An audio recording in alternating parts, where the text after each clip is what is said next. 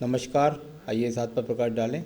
उससे पहले एक ज़रूरी सूचना, जो लोग हस्तरेखा सीखना चाहते हैं उनके लिए हमने एक नया चैनल शुरू किया है। चैनल का नाम है सरस्वती पामिस्ट्री। आप नीचे जाकर डिस्क्रिप्शन में देख सकते हैं और लिंक तक पहुंचकर सब्सक्राइब, लाइक और शेयर भी कर सकते हैं।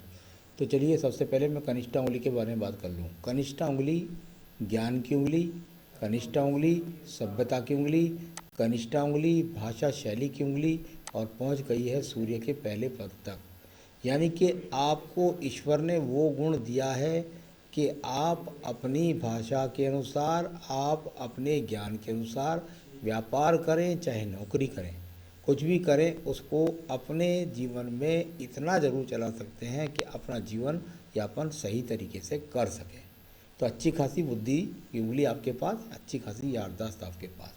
अब बात करता हूँ मैं सूर्य की उंगली की। सूर्य की उंगली एकदम सीधी चली गई है। कुल मिलाकर के कहूँ, स्वाभिमान बहुत ज़्यादा प्रिय होता है व्यक्ति को। साथ ही साथ आप अपने इरादों से बिल्कुल अडिग रहते हैं। किसी भी प्रकार से पीछे दो कदम हटने को तैयार नहीं रहती है। अच्छा संघर्ष करने वाली सूर्य की जैसी प्रवृत्ति आपके अंदर है। अब बात कर लूँ इसके बाद शनि की उंगली साथ, ये चुपकी हुई आपकी उंगली है। यानी कुल मिलाकर के जब इस प्रकार से उंगली चुपकी हुई हो तो व्यक्ति जीवन के अंतर्गत अपने जीवन में अपने माता पिता को बहुत प्यार करता है, भाई बहनों को साथ लेकर के चलता है। अपनी तरफ से कोई भी ऐसी पहल नहीं करता जो उनका मन दुख जाए। शनि की उंगली की बात करता हूँ। शनि की उंगली यहाँ पर कुल मिलाकर शनि की उंगली पूरी पूरी सीधी, शनि की उंगली पूरी की पूरी सीधी है।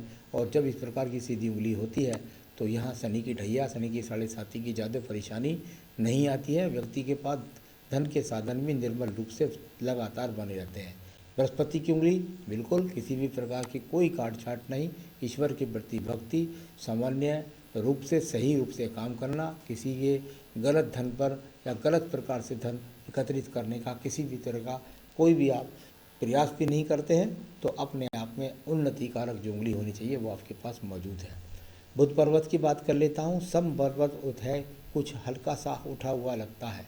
उठा हुआ पर्वत अच्छा नहीं कहा जाता। जब उठा हुआ पर्वत होता है तो व्यक्ति के जीवन के अंदर काफ़ी संघर्ष कराता है धन के लिए। यानी कि जो उसकी इच्छा के अनुरूप धन होना चाहिए वो व्यक्ति के पास में मौजूद नहीं होता है। साथ ही साथ संतान के सुख सहयोग को तो दिखलाता है ये पर्वत। अब बात करते हैं आपके एक और पर्वत की, जिसको बोलते हैं सूर्य का पर्वत। सूर्य का पर्वत हमेशा राज्य सरकार से संबंधित कार्यों में तरक्की, संबंधित नौकरियों से संबंधित लाभ, इस तरह के इंडिकेशन को दिखलाता है। यह छिटकती हुई रेखाएं, एक दूसरे को टूटकर काटकर जाने वाली सूर्य पर्वत की तरफ रेखाएं व्यक्ति के जीवन में अंदर नौकरी से संबंधित क्षेत्रों के अंदर काफ़ी संघर्ष कराती हैं इस प्रकार की रेखाएं। साथ ही साथ बदनामी का कोई इंडिकेशन यहाँ पर मौजूद नहीं है। चलिए अब बात करते हैं आपके धन का पर्व। धन का पर्व इसको बोलते हैं शनि का पर्व, और शनि का पर्व यहाँ पर दबा हुआ है। धन के पर्व पर इस प्रकार से एक दूसरे को रेखाएं काटने वाली भी हैं, एक क्रॉस का हल्का सा चिन्ह भी है। तो कुल मिलाकर ये बात इस बात को दर्शाती है कि आपके जीवन के अंदर आप खोद खोद करके धन निकालने वाली है, बहुत संघर्ष से पैसा निकालने वाले व्यक्ति अभी वर्तमान में हैं। अब बात करूँगा यहाँ पर मैं आपके बृहस्पति के पर्व की। बृहस्पति का पर्व बाहर से अंदर को आने वाली रेखा है। ज्ञान के द्वारा व्यक्ति धन अर्जन करता है। साथ ही साथ पर्वत अनुकूल है, विवाह अवश्य होगा। साथ ही साथ कुल मिलाकर के कोई ऐसा अच्छा इंडिकेशन नहीं मिला कि आप बहुत बड़े धर्मार्थ के लिए कोई ट्रस्ट बनवाने वाले हैं, कोई मंदिर बनवाने वाले हैं। बहुत बढ़ चढ़ के भी व्यक्ति दान नहीं कर पाता। ये अपने आप में सूर्य का शुक्र पर्वत का शुक्र वलय बोलते हैं, और ये आपके हाथ के अंदर टूटा हुआ वलय है। जब इस प्रकार का टूटा वलय होता है तो सुख सुविधाओं के अंदर, संसाधन के अंदर व्यक्ति को काफ़ी संघर्ष दर्शाता है। अब बात कर लेते हैं आपकी यहाँ पर सीधी सीधी आपकी हृदय रेखा की। हृदय रेखा, और यहाँ पर हृदय रेखा बहुत बलवती होकर के कई प्रकार से मोटी होकर के इस तरीके से चलती हुई यहाँ आपके हाथ के अंदर पहुँचती है। यानी स्वास्थ्य को लेकर के तो आपके हाथ की रेखा यहाँ पर अनुकूलता के साथ दर्शाती नहीं नजर आती। साथ ही साथ जब इस प्रकार की रेखा हो और बृहस्पति पर और विवाह रेखा अनुकूलता के साथ में ना हो तो व्यक्ति के जीवन के अंदर पत्नी से सहयोग में भी व्यक्ति को कमी होती है। कई बार विवाह काफ़ी देर से भी होता है। अब बात कर लेते हैं हम आपके मंगल पर्व की। मंगल पर्व, और यहाँ मंगल पर्व की यदि बात करता हूँ तो ये मंगल पर्व यहाँ से साहस वाली जो रेखाएं हैं, यानी कुल मिलाकर के वह यही बात यहाँ भी नज़र आती है कि आपके जीवन के अंदर हाथ पैरों से मेहनत करने वाले तरीके के काम यहाँ आपके पास नहीं है। दिमागी रूप से काम करने वाली ही रेखाएं आपके पास में यहाँ पर मौजूद है। द्वितीय मंगल पर्वत पर किसी भी प्रकार की यहाँ पर ऐसी कोई रेखा नहीं जिससे मैं कह सकूँ किसी मुकदमे का या झगड़े का अभी कोई भी चिन्ह यहाँ पर मौजूद नहीं है। अब बात करते हैं हम आपकी यहाँ पर सीधी सीधी बुद्धि रेखा की। बुद्धि रेखा और दो हिस्सों में बट गई, यानी एक यहाँ गई और एक रेखा यहाँ बुद्धि की रेखा यहाँ गई, यानी कुल मिलाकर के एक ने देखा मंगल पर्वत की तरफ और एक ने देखा नीचे की तरफ, और नीचे जाकर के इस रेखा को कई रेखाओं ने क्रॉस के रूप में भी काटा। यानी कि यहाँ अगर मैं देखूँ तो इसके पास ये क्रॉस की रेखाओं के संबंध काफ़ी कुछ बने, यानी स्वास्थ्य से संबंधित समस्याओं का आपके जीवन में भी आगमन है इस प्रकार को दर्शाती हुई। साथ ही साथ मानसिक चिंताओं की बहुत सारी रेखा यहाँ से निकल करके जिनका संबंध चंद्र पर्वत की रेखाओं से भी बन रहा है, तो मानसिक चिंताओं को बहुत ज़्यादा और साथ ही साथ शारीरिक रोग के लिए काफ़ी कुछ संकेत यहाँ वर्तमान के अंदर मौजूद है। सारी उम्र के नहीं होते हैं, ये वर्तमान के यहाँ पर चिंताओं को दर्शाने वाली रेखाएं हैं। ऊपर वाली जो मंगल रेखा गई थी ऊपर की तरफ, ये रेखा यदि आपके पास ना होती तो आप बहुत डिप्रेशन में भी पहुंच सकते थे। तो सारे संघर्षों से हिम्मत से निकाल लाती है ये रेखा।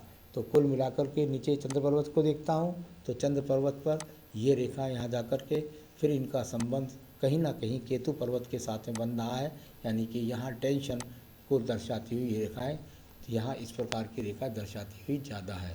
कुल मिलाकर इस रेखा का संबंध भी शुक्र पर्वत के साथ है, यानी कि दूर स्थानों से जुड़े बगैर तो आपके जीवन में भी तरक्की उन्नति नहीं है। तो चलिए ये आपकी मैंने यहाँ बताया।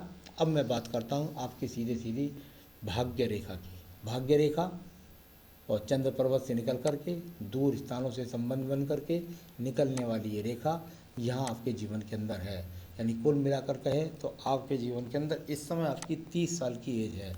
तो चलिए मैं 30 साल की एज पर पहुंचूंगा, उससे पहले बता दूं आपको लगभग आपके 27 से 28वें वर्ष में आपको यहाँ जॉब का शुरुआत हुई होगी और किसी स्थान परिवर्तन के साथ साथ, और उसके बाद में आपके जीवन में अभी 29 से 30वें वर्ष में बहुत संघर्ष बना रहा है।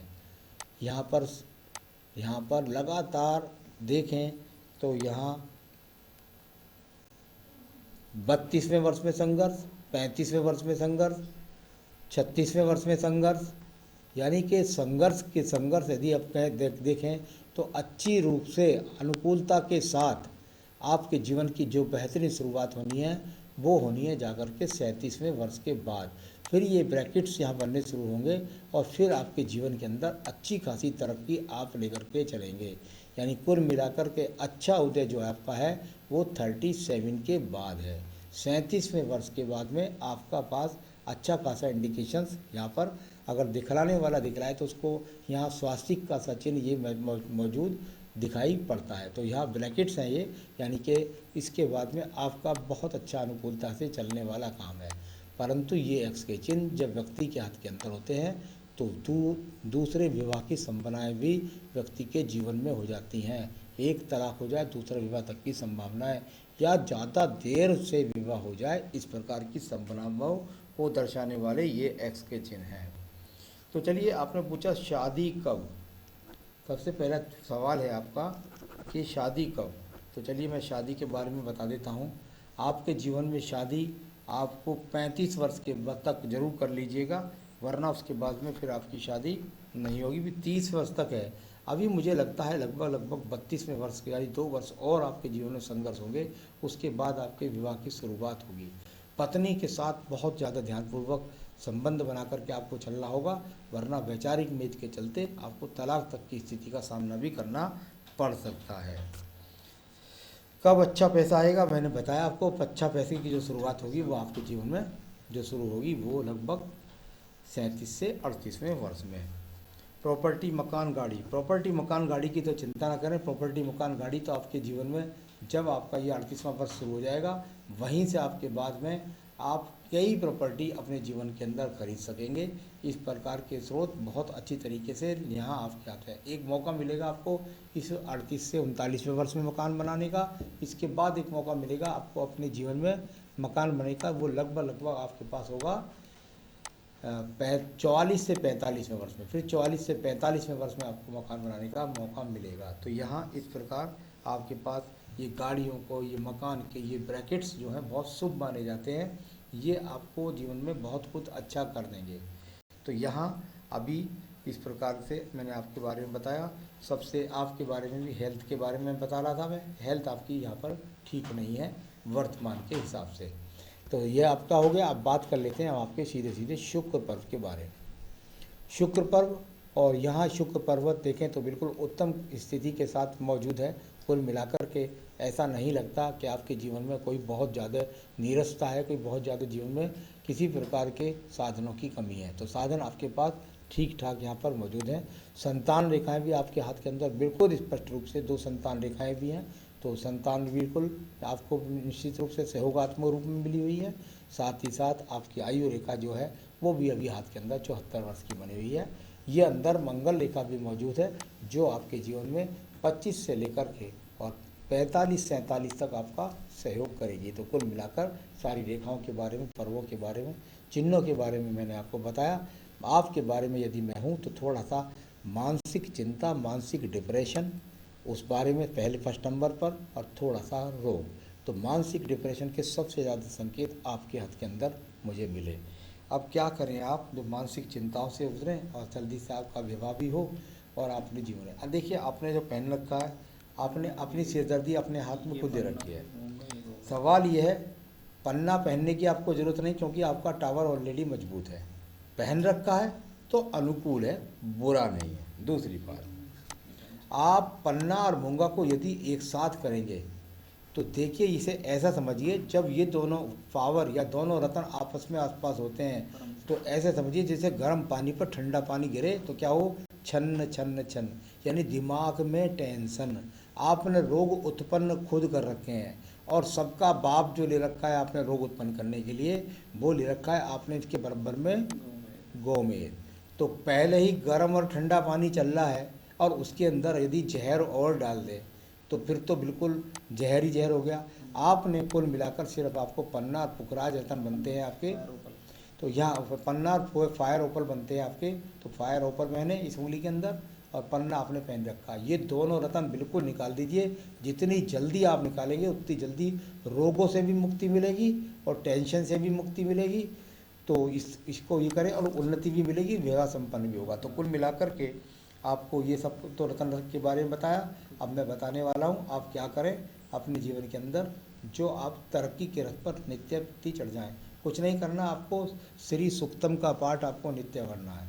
श्री सूक्तम का पाठ नित्य अपनी पूजा पाठ में जोड़ लीजिए, और ओम गम गणपति विघ्न विनाशने नमः इस मंत्र की माला करिए। बस ये 2 काम करिए, आपके अपने जीवन में तरक्की करिए। 2 अंगूठी उतारते ही आपको काफ़ी लाभ मिलेगा। नमस्कार।